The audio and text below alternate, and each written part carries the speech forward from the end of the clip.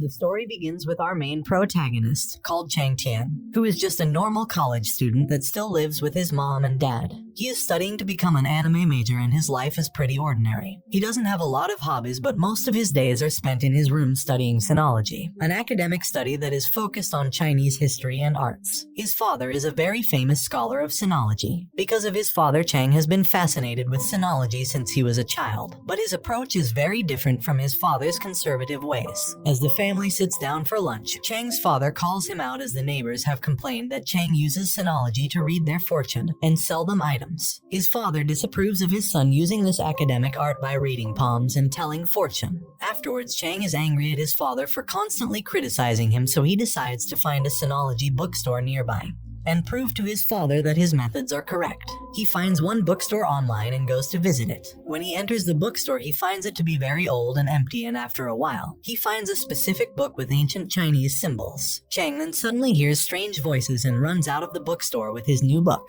Out on the street, he sees a couple of criminals attacking a woman. The criminals see Chang and try to talk to him after recognizing him as the neighborhood fortune teller that reads palms. The leader of the gang, called Lei Cheng, tries to take Chang's book, but he refuses and runs away. Chang runs into a park, finally managing to escape his attackers, but then suddenly a giant force field appears and surrounds the entire park. Mysterious figures come out a flash of light and they are revealed to be Lei Cheng and his holy weapon, a giant soldier with a deadly sword. Lei has powers and he has decided to punish Cheng for embarrassing him. Lei beats up Cheng and throws him onto the ground and orders his soldier to finish him off with a final blow. However, just before he dies, Cheng accidentally summons a holy weapon of his own. A legendary warrior with white hair and armor appears and saves Chang at the last moment. This legendary warrior is called Xiao Bai and he protects Chang and defeats the evil giant soldier with ease. Xiao creates a powerful ball of energy and blasts the opponents away. After he takes Chang to a safe place where he has a lot of questions and is confused. After the battle, Lei is in immense pain and he falls to the ground and disappears. Chang has a dream where he almost kisses Xiao, but then he wakes up in horror. He is then even more scared when he realizes that Xiao has been sleeping next to him all night.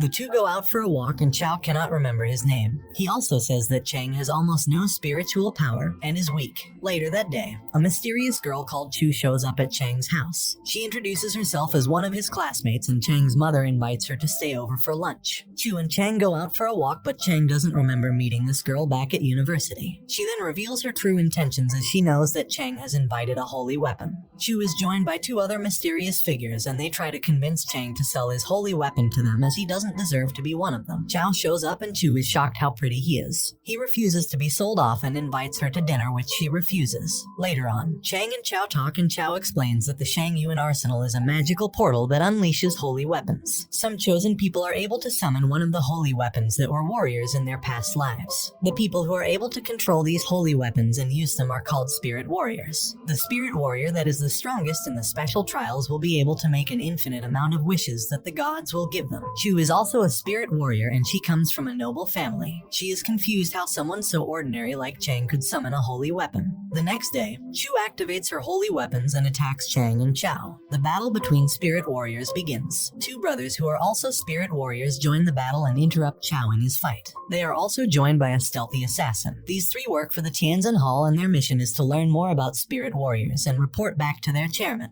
Chang tries to get out of the battle with words, but his holy weapon Xiao attacks and he fights another holy weapon. They fight all across the sky with lightning fast speed. Chu decides it's time to end this fight, so she activates the powers of her two holy weapons, called Gangzhong and Mo Yi. These two are also husband and wife and they are extremely powerful. The three Tianzhen Hall warriors decide that it's too dangerous and they retreat. The next day they report their findings to the chairman and several members of the secret Tianzhen Council. Elsewhere, Chang and Chu go out to dinner with their holy weapons. They talk about their battle and they agree to work together as Chu needs the help of Chang's holy weapon. She also explains that there are two ways of summoning your death weapon. The one Chang experienced is called a death summon, which means the spirit warrior is close to death and then he summons a holy weapon. Chu, on the other hand, summoned her holy weapons in a special ceremony where the warrior chooses their weapon. She also shocks Chang when she reveals that if a holy weapon is broken or defeated, its user dies as well. Chang remembers that Lei just disappeared after their battle, but he didn't know that a spirit warrior could actually die. Chu also revealed that every further summon of a holy weapon costs 100,000. At the dinner, Chu proposes that Chang and Xiao both come live at her mansion.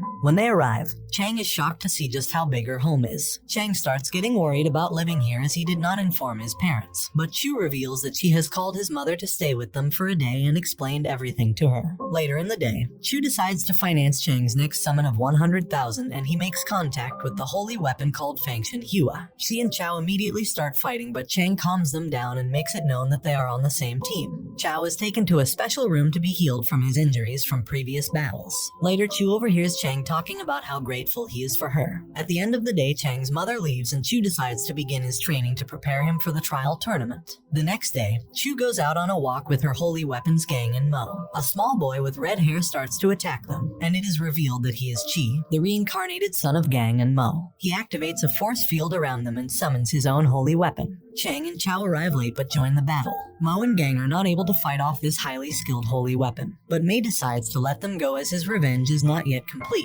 Later at Chu's mansion, Gang and Mo explain that in their past life they were blacksmiths that lived in peace until an evil warlord attacked them. They had the duty to create specific legendary weapons but were killed. Their son was raised by an evil man who later pushed him to kill himself. Their son's soul returned in the present but has been corrupted. The next day, one of the mysterious members of the Tianzhen clan appears to talk to Chu. He is named Mr. Yi and he demands that Chang be invited to their meeting.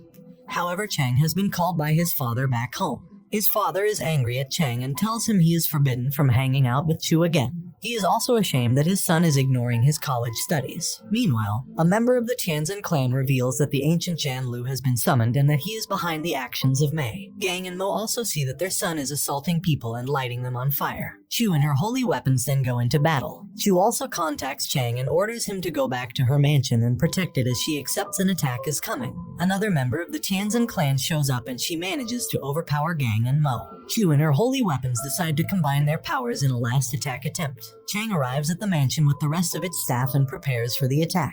Many members of the Tianzhen clan are coming to destroy it. Meanwhile, Chu has achieved a new form as she has combined herself with her holy weapons. She continues the battle, but this time wielding a new powerful sword. The Tianzhen clan arrives and they meet with Fangshan Hua and she immediately attacks them. The battle rages on and Chang along with his friends are just able to hold off the Tianzhen forces. Suddenly, one of the assassins of the clan manages to get the upper hand and goes in for the killing blow against Chang, but he is saved by Fangshan, who steps in and takes a hit to protect him. She already lost her master in the past and she isn't going to let it happen again. The battle is paused as Chang is heartbroken because of Fangshan, who says her goodbyes and dies from her wound. Chu returns to help after defeating her opponent, and at that moment the brothers from the Tianzhen clan use all of their powers for their final attack. Chao powers up and Chang motivates him to defeat the enemies. Chang also uses his own blood to increase his spirit power so that Chao has a stronger attack. He unleashes a giant blast and the Tianzhen clan escapes once more. Later in the woods, the two brothers talk when Chao shows up and kills one of them without any mercy. He smiles and leaves. The following day, the surviving brother informs the chairman of what Chao did and the chairman swears that he will get revenge. Chu visits Chang in the hospital as he had to get medical care because he lost a lot of blood.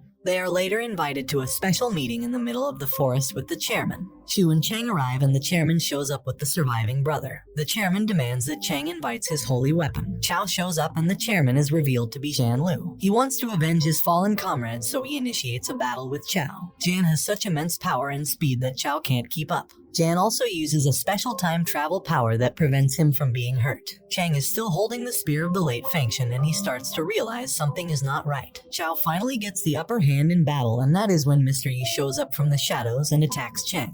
At that moment, Chang combines himself with Fangshan's powers and achieves a stronger form. This also brings Fangshan back to life once more. It is then revealed that Mr. Yi has been attacking spirit warriors and he was the one behind the Tianzhen clan attack at the mansion. Janlu never gave those orders. Also, in a shocking twist, Mr. Yi actually murdered one of the brothers, but he used his shape-shifting powers to pretend to be Chao. Then out of a portal, Chi shows up and then Mr. Yi escapes the battle. Gang and Mo try to stop their son Chi from going down this evil path, but he refuses to listen. And his holy weapon called Takesu is willing to do anything just to defeat its enemies. Janlu apologizes to Chao for falsely accusing him and gives him a special memory shard. This shard unlocks Chao's powers and he remembers someone in the past telling him that he must protect people. Chi and Takesu unleash a giant black hole and it transports Chang along with his friends to the Takesu zone, where Chi and Takesu combine themselves and achieve a new evil form. Chu explains that Chi's soul must have been combined with the evil lord that is controlling him. Chang finally has enough spirit power and he and Chao Xiao achieve a full harmony transformation. This new form now manages to defeat Qi and releases him from the evil lord.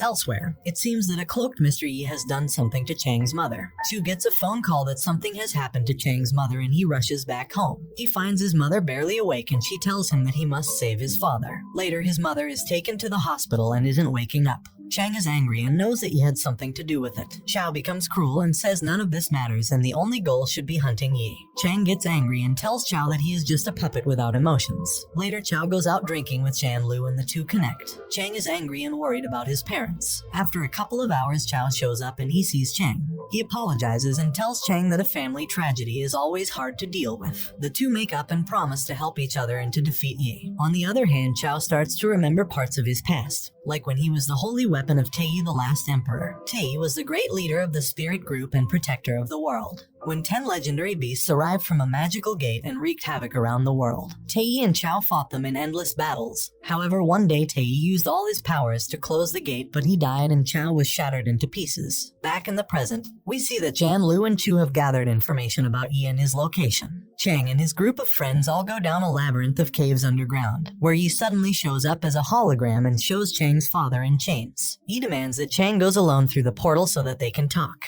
Chang enters the portal and arrives to see Yi. He reveals to Chang that every 1,000 years a monstrous beast arrives to destroy the world, and if they join forces they can defeat and absorb the beast's powers. Xiao finally arrives and slashes Yi Hui's mask. It is revealed that Yi looks almost identical to Xiao and that once they were both part of the same holy weapon. Xiao has false memories of Tei as he actually assaulted Xiao because he thought that his holy weapon betrayed him. Xiao and Chang try to fire off a powerful blast but they can't and Yi condescendingly laughs at their failure. Chang and Xiao try to fight off Yi but he overpowers them and beats Xiao into the ground. He then begins to slowly absorb Xiao to become even more powerful. He shows Xiao how false his memories are. After he was assaulted by the king that was banished from the kingdom alone in the woods, Xiao watched as the final beasts attacked Tei and killed him. Xiao starts to give up from all the sadness but Chang comes to bring him back, swearing he will never leave his friend. The two combine powers once again and are able to defeat Yi, who then disappears into tiny lights. They free Chang's dad, but before they can celebrate, Chang's dad suddenly grabs his son by the neck. Chang doesn't know what is happening, but his dad creates a giant purple sword, and just before he can kill him, Chang is saved by Fangshan. The rest of his friends, led by Chu, show up to protect them. Chang's dad seems cruel and tells everyone to get out of his way.